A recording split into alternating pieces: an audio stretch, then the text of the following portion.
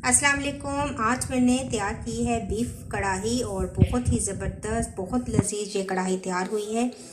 और इसको मैंने किस तरीके से बनाया है और इसमें मैंने क्या क्या चीज़ें शामिल की हैं, आइए देखते हैं।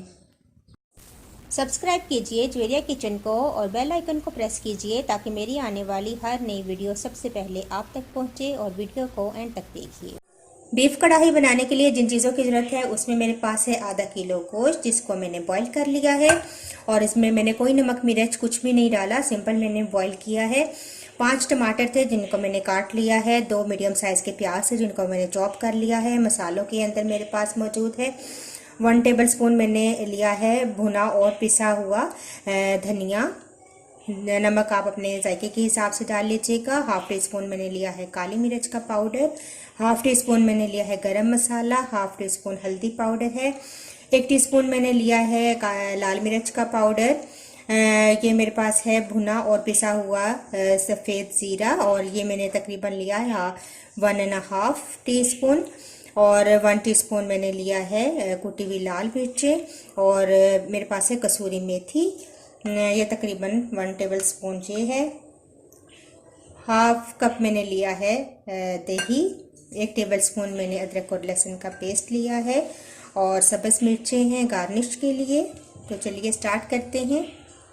कढ़ाई के अंदर ऑयल शामिल करेंगे, तकरीबन हाफ कप। प्याज शामिल कर दें।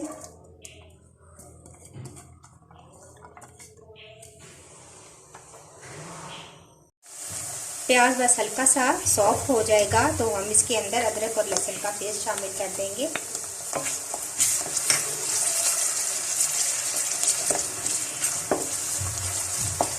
थोड़ा सा इसको भूनकर टमाटर ऐड कर देंगे। कुछ सेकंड्स भूनने के बाद हम टमाटर ऐड कर देंगे।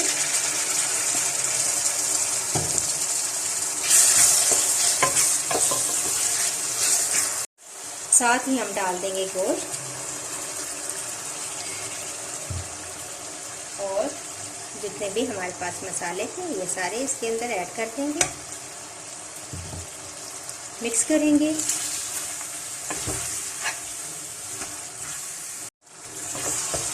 अच्छे से मसाले मिक्स करने के बाद अब हम इसको थोड़ी देर भूनेंगे तेज़ आंच पर।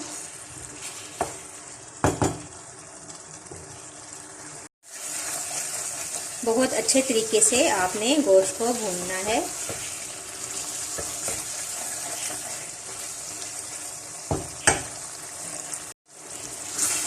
मैंने गोश्त को बहुत अच्छे तरीके से भून लिया है। तकरीबन 10 मिनट से मैं इसको भून रही हूँ। अब बहुत अच्छा सा गोश्त भून चुका है। और अब मैं इसके अंदर ऐड करूँगी दही। हाफ कप हमने दही रखा था, ये इसके अंदर शामिल करके अब मैं इसको कवर कर दूँगी थोड़ी देर के लिए।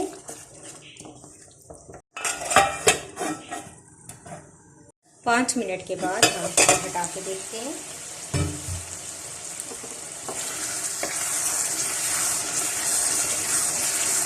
दही का पानी खुश्क हो चुका है और बहुत अच्छे तरीके से अब हमारी कढ़ाई गोश्त तैयार है। लास्ट में मैं इसके अंदर शामिल करूँगी सब्ज़ मिर्चें और अदरक बारीक कटी हुई, और आहिस्ता करूँगी मैं अब।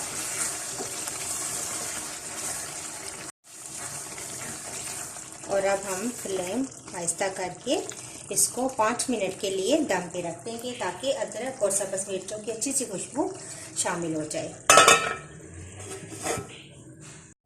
5 मिनट के बाद अब ज़बरदस्त हमारी कढ़ाई गोश्त रेडी है।